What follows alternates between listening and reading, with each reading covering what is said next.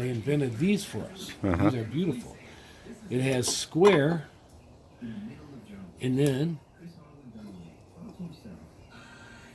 if you want to have a 412, right there, you line it up with this 4 right here. This is your rafter cut, 412. So you don't need to carry that square around. So this is in your pocket. You can do that all the time. If you want to cut something on an angle, and you don't, okay, let's say we want the angle. Well, what is the angle of 412? Right back on. You got 0 here. That's where we started. You go up to here. You read the 4. That gives you, that's your 412.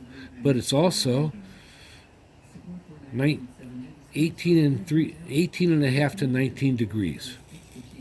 You know? So you have all your degrees on there too. These are your hip and valley cuts up here.